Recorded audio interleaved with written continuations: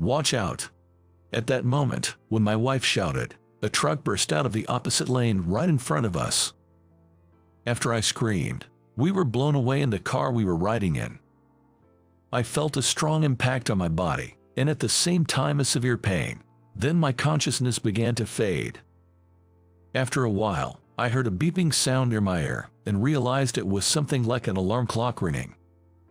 It was a terrible dream, and I woke up feeling unsettled, starting the day with a bad feeling. It was a gloomy morning. My name's Mike. I'm 35. I've always been a heavy sleeper, hardly able to wake up even when the alarm goes off. When I slowly opened my eyes to turn off the alarm, I saw a plain, unfamiliar ceiling. Huh? The ceiling of my house is supposed to be wood-paneled, but this isn't my home. I tried to get up in a hurry, but for some reason, I couldn't move my body as if I was paralyzed. Confused, an unknown woman spoke to me. "Mike, can you hear me?" I managed to nod faintly and blink, and the woman smiled with relief and then said, "Doctor." Mike's regained consciousness and went to call for the doctor. Could it be that she was a nurse? Turning towards where the sound was coming from, the beeping was the sound of an ECG. As I tried to clear my foggy, just awakened mind, a doctor in a white coat came and started touching various parts of my body while asking questions.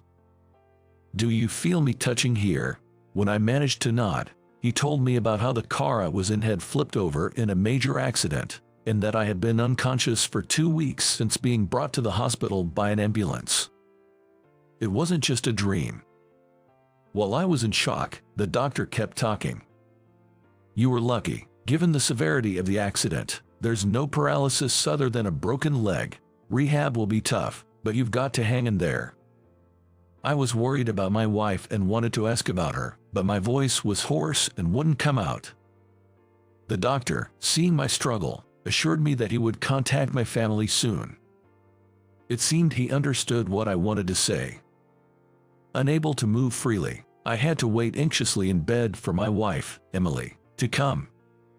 Soon after, I started rehab as my condition allowed. As the doctor said, after lying down for 2 weeks, my body felt heavy, and it was very hard to move freely. Getting up was out of the question. I never imagined something like this would happen. After rehab, as I dozed off from exhaustion, my mom rushed into the room, held my hand, and cried with relief that I was awake. But I couldn't see Emily. When I asked where she was with all the strength I could muster, my mom told me she had been taken to another hospital. When I asked about her condition, I was told it wasn't anything serious, which eased some of the anxiety that had been clouding my mind. Breathing a sigh of relief, I deeply realized just how much I can't live without my wife. I wanted to hear her voice right away, but our phones were broken in the accident and unusable. It was frustrating not to be able to call Emily's hospital directly. And my mom told me that focusing on rehab to get moving as soon as possible was a priority. I was worried about Emily, but if she was in the same condition, she wouldn't be able to call. But still, I can't help but worry. The only way I can see my wife is to get moving again and visit Emily at the hospital where she's admitted. With that resolve, I pushed through rehab with the help of the therapists, desperate to get better. Thanks to all the hard work in rehab, I gradually started to be able to sit up and eventually could move myself to a wheelchair on my own. Mom bought me a new cell phone, and I tried calling Emily, but it didn't go through. Maybe she hasn't gotten a new phone yet. Mom said her injuries weren't serious, but what if she's hiding the fact that Emily's really badly hurt from me? When I pressed Mom for the truth, sure enough, she turned her face away. I don't want to think this, but Emily hasn't passed away, has she? I begged Mom to tell me the truth, and, furrowing her brows, she sat down on the chair next to my hospital bed and dropped a bombshell after telling me to calm down and listen. Emily's injury wasn't serious. She's already been discharged from the hospital, she said. But, well, she wants a divorce. She sent the divorce papers over. Looking at the divorce form handed to me by Mom, Emily's name was indeed written in her handwriting. This can't be happening. It's impossible. I can't understand why, and when I try calling her to ask for a reason, even if the phone is broken, it should at least ring, but it doesn't even do that. While I was holding my head in despair, Mom looked at me with a pained expression and said that Emily had apparently been considering leaving me for a while. But I never noticed any signs of that before. I don't know what's going on. Holding the shaking divorce papers in my hand, Mom said that since I couldn't get in touch with Emily, I might as well fill them out and send them in. At this point, I have to get better enough to go see her in person. With the sole intention of seeing my wife, I rehabbed not just in the rehab room, but also at my bedside. And 2 months later, I could walk on my own and was finally discharged. Returning home after a long time, I was confronted with the fact that all of Emily's things were gone, which made me collapse onto the floor in despair. I felt so pathetic and miserable. But I can't be satisfied without talking to her directly, so thinking the only place she could be was at my in-laws, I rushed there right away, hoping that Emily still had some feelings for me. Wishing that she would tell me she doesn't want a divorce, I sped off in a taxi. When I arrived at my in-laws and rang the doorbell, my mother-in-law answered the intercom. "It's been a while, it's Mike. Emily's there, right? I really need to speak with her, so I came over." To my surprise, she sounded shocked and said Emily wasn't there. And without even letting me in the house, she told me that they also agreed with the divorce and asked me never to come back, and after that, just like with Emily, I couldn't get through to the in-laws' house either. For a while, I waited for a call from Emily while staring at the divorce papers, but realizing she no longer had any feelings for me, I had no choice but to submit them. If it weren't for that accident, we would still be a happily married couple. No. But Mom said Emily had been thinking of divorce for a while. Maybe I just never noticed how she felt, even after all these years living together. Losing my wife makes everything seem gray. Her bright smile and laughter keep coming and going in my mind. Will I never see her carefree smile or have a casual chat with her again? My dream was to grow old with my wife at a leisurely pace, but it's been cruelly dashed. Dream can be fragile sometimes. With a heavy heart, I went back to work, starting part-time and gradually increasing to my normal workload. Half a year after separating from the love of my life, I worked desperately without distraction to cut off my feelings for her.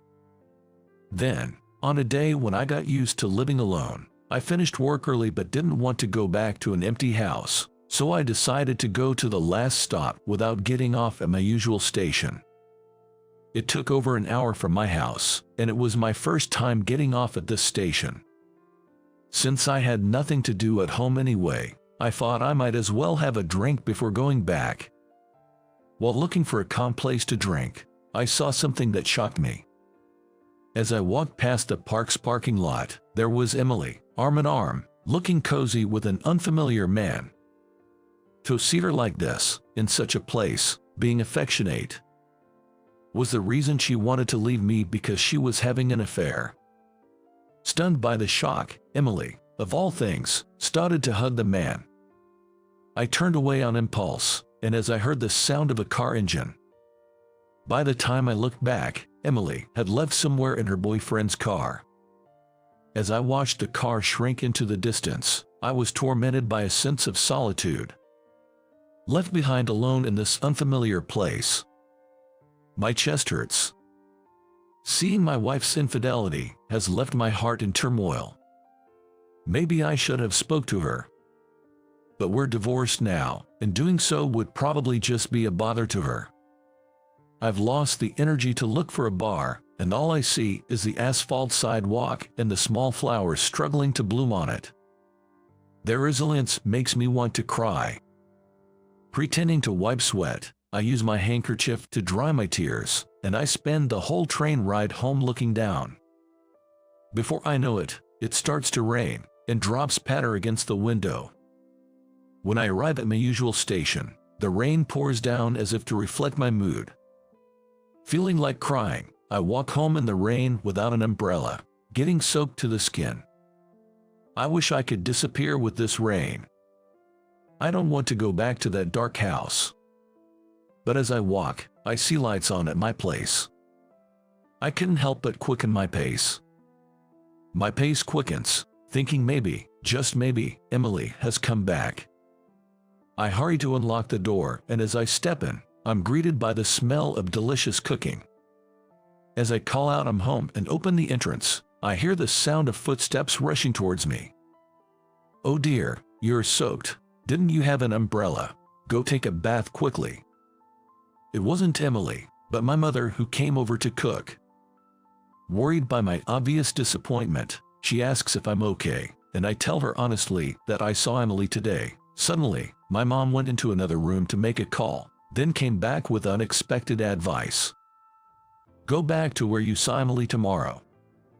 I ask why, but mom only says, I'll understand if I go. She tells me to see for myself, but is she implying that I need to face reality? However, what really caught my attention was the unusually serious look in mom's eyes after she hung up the phone. Reluctant but having the next day off, I went to the park at the same time I saw Emily. And there they are, Emily and the man from yesterday. Today, I'm going to talk to them. If it doesn't work out, I'll put an end to my feelings. As I watch the two, they head back to the parking lot. I rushed over, and something was off. Emily in a wheelchair. I thought her injuries were minor. As Emily caught my gaze, she put her hand to her mouth and gasped in shock. Why, how, Mike, what are you doing here? Hearing those words, the man with her also expressed his surprise in much the same way. Mike, no way, you didn't follow us, did you? They probably didn't expect to run into me at a park over an hour away by train from my home. I noticed no scars on the left side of Emily's face that I saw yesterday, but now I see a large one on the right. She looked down quickly, her hair covering the scar and a pained expression on her face, and as she tries to get into the car and stumbles, I see the same scene from yesterday. They weren't hugging. Emily was stumbling into the car and the man was helping her. I asked them to explain, but Emily stayed silent, her face downcast. So I asked the man about his relationship with Emily, and he confessed everything. After the big accident, Emily sustained spinal cord damage and became paralyzed from the waist down, slowly coming to grips with the fact that she'll never be able to part with her wheelchair.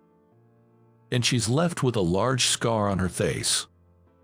Indeed, she was more severely injured than me, which is why she was taken to a different hospital. After hearing I regained consciousness, Emily was relieved but felt she couldn't burden me and decided on a divorce. She was advised against it by my mother, but her decision was firm. I told Emily that I wouldn't have wanted a divorce if I'd known all this, and she finally spoke, sharing her feelings. I was driving when we had the accident. I can face you, I feel so guilty.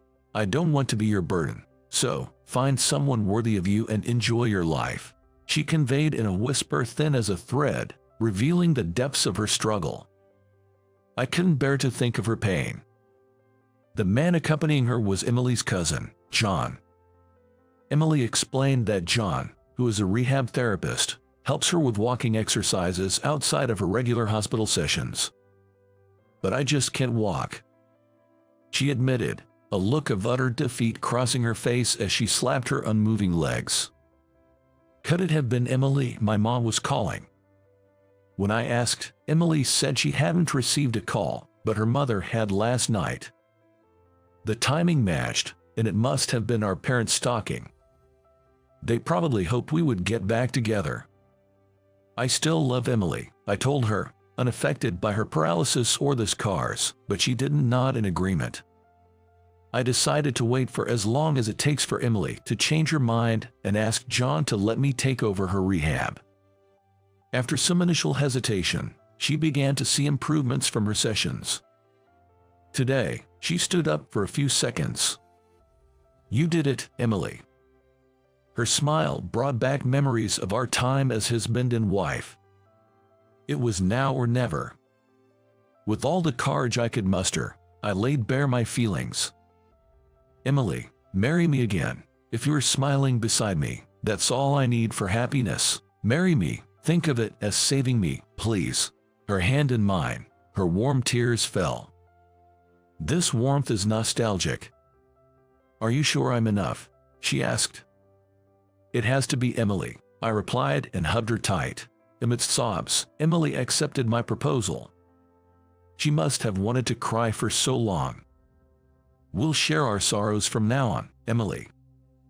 Our gray life had ended, and my life began to shine with rosy hues.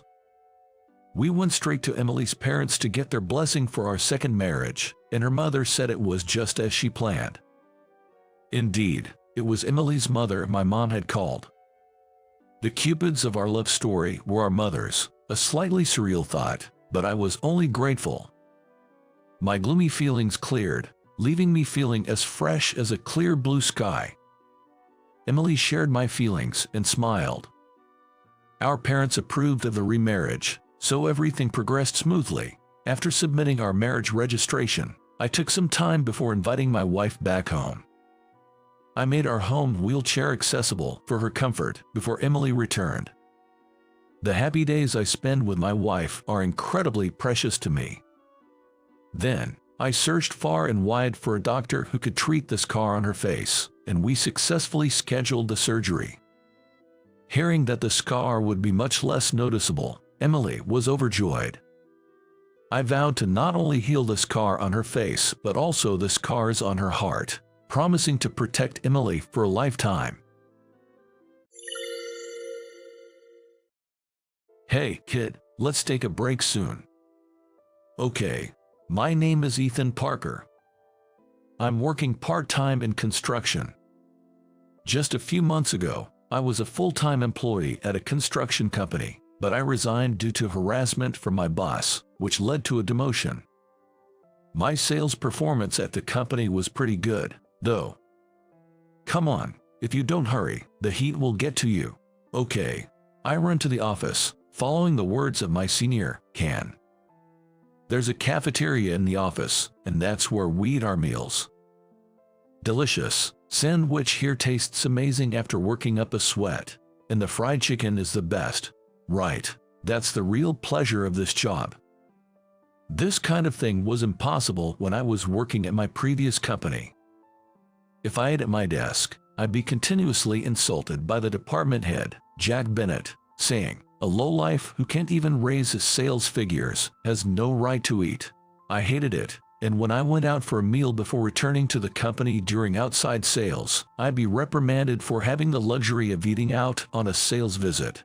And if I tried to get by on nutritional supplements for lunch, can you get enough nutrients from that? That's why you can't bring in any work. Are you so poor that you can't afford a proper meal? I would be yelled at.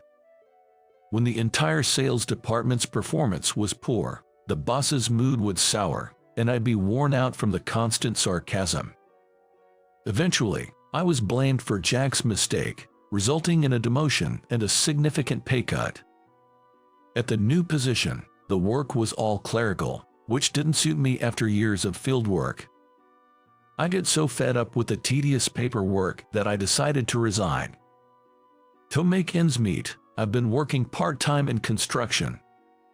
Look at you, hustling hard today too. Here's a bonus for ya. Thank you. Ken, my senior colleague, hands me a sports drink. Back when I was stuck at the old company, I never came across this kind of kindness. Compared to those hellish days, this feels like heaven. Plus, construction work is physically demanding, but the pay isn't too shabby. Huh? Got a call from my dad. I frown as I check the missed calls on my cell phone. It's from my dad again. What, again? Your dad sure calls a lot. You guys close or something? Well, it's not really like that. I'm sure it's about that same old thing again. After work, I press the button on my cell phone. Hello, Dad, what's up? It's about the arranged meeting again, isn't it? That's right. Please, they are keen on having you as a son-in-law. You know, Dad, I'm a part-timer now. How am I supposed to get married in this situation? I've told them that, and they're willing to offer you a job for your sake. Please, help out with the family business. Dad pleads with tears in his voice on the other end. He runs a civil engineering business back in our hometown. Someone from his client's side insists on setting up a meeting with their daughter and me. Seriously, what's with these arranged marriages like some political strategy in this day and age? No, the daughter is quite eager. She saw your picture and wants to meet you. What? When did you send my picture to them? Just a little one from your coming-of-age ceremony. Come on, that's an old picture. Cut it out, will you? While I retort to my dad, I can't help but feel a slight interest in the daughter. The fact that she wants to meet me after seeing such an old picture means she must have taken a liking to me on some level, which isn't a bad feeling. All right, if she's saying that, I'll meet her once. Oh, is that so? Thank you. Why is this old man so lighthearted? And so, I ended up agreeing to meet this lady for an arranged date.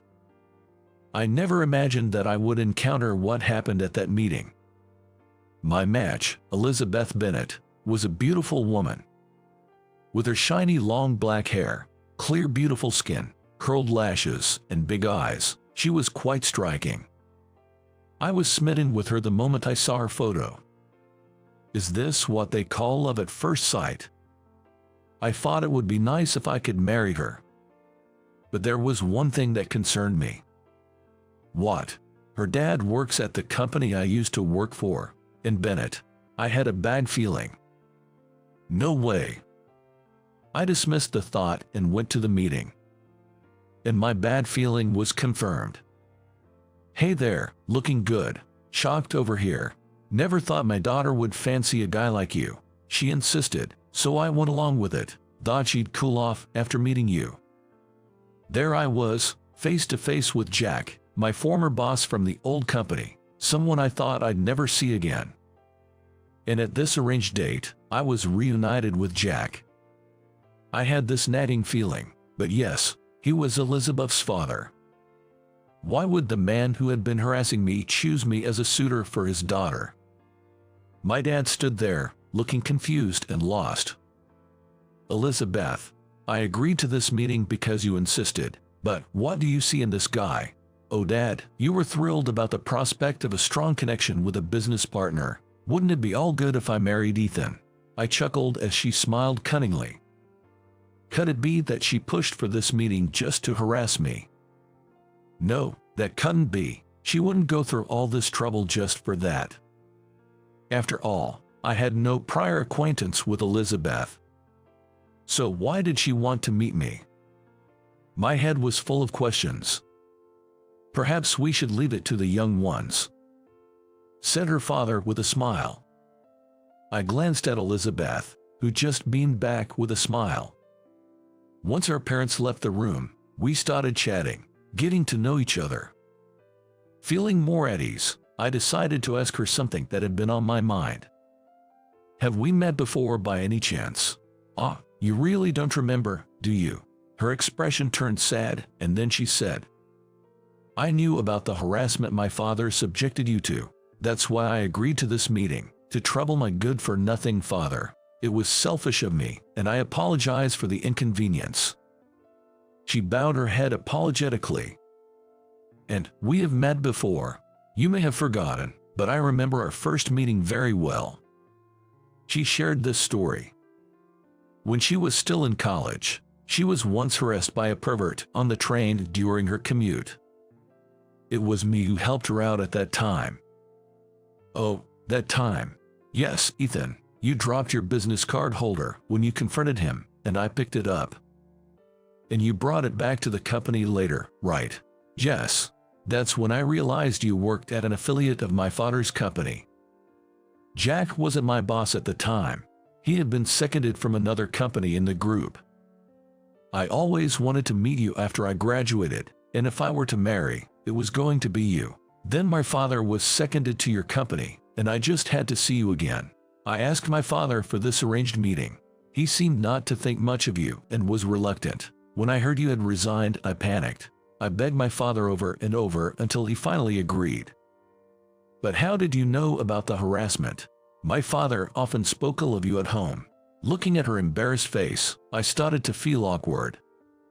I'm really sorry, but he's still my father, no matter what. I won't ask for forgiveness. Instead, let me apologize on his behalf. Can we call it even with this? She bowed deeply. Seeing her like that made me burst into laughter. Hey, what's so funny? I don't know, you're just a very beautiful woman but kind of an oddball, I guess. I continued, chuckling. I haven't forgiven your dad, but I'm not planning anything against him.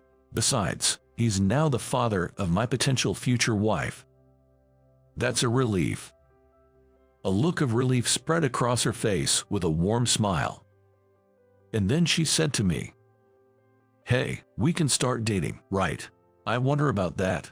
Dating the daughter of a boss who harassed me would certainly take some guts. Especially since Jack might do something to me again. Don't worry, my dad's a softie when it comes to me. I'm sure he won't do anything anymore." Watching her say that with a laugh, I thought to myself, she really is an interesting girl. Jack was still a concern, but I was irresistibly drawn to Elizabeth. Please, let's start dating. I bowed deeply to her. I look forward to it. She bowed back. After that, we went on a few dates, and as expected, she was indeed a bit quirky, but I always had fun when I was with her. Then one day, it happened while we were eating at a restaurant. This place is great, isn't it? The menu's so diverse, and all the desserts look delicious. Watching her smile as she ate her pasta, I thought she was adorable. She was good at accommodating others. She'd pick places I wanted to go, and for meals, she'd choose casual restaurants that weren't fancy, considerate of my part-time job earnings. Familiar and comfortable spots. Of course, we split the bill, each paying for our own share.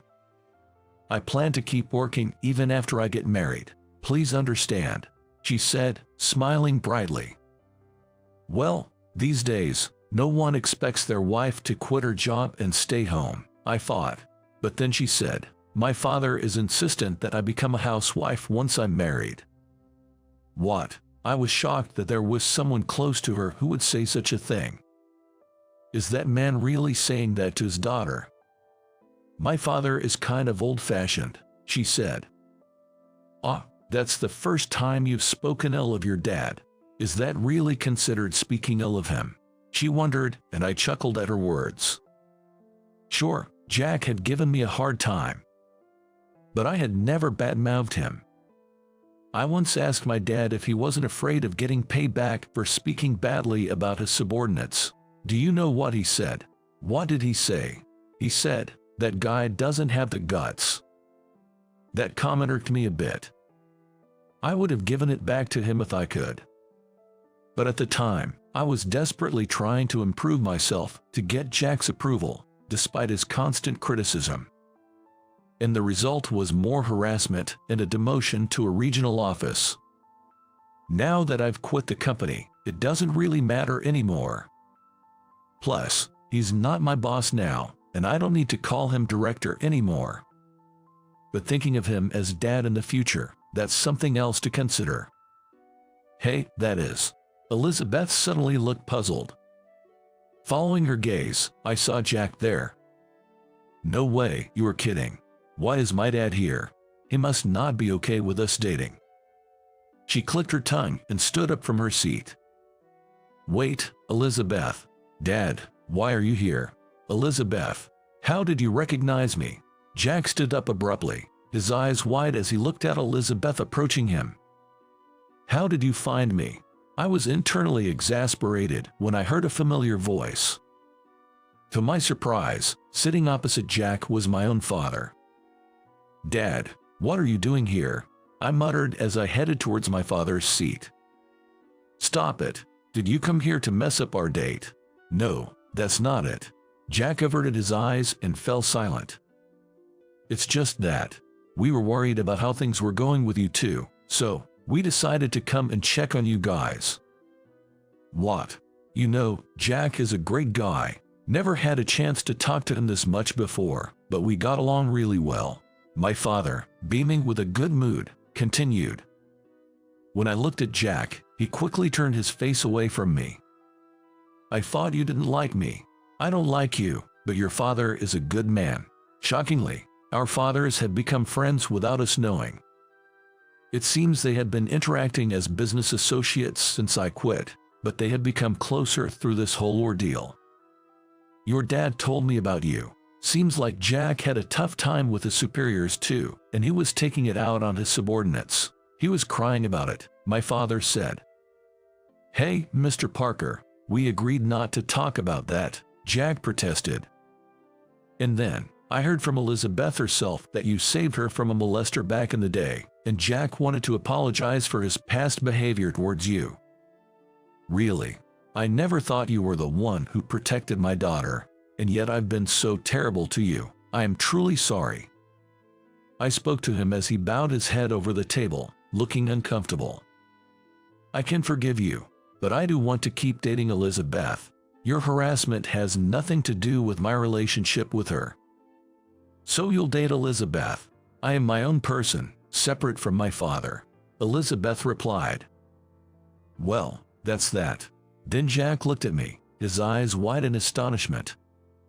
Understood. Please take care of my daughter. My daughter seems to be calling the shots here. Pretty funny. My father said with a laugh. Please take care of me, my future father-in-law. Elizabeth replied with a smile to my dad. Afterwards, I continued working at the construction office where I was part-time and became a full-time employee.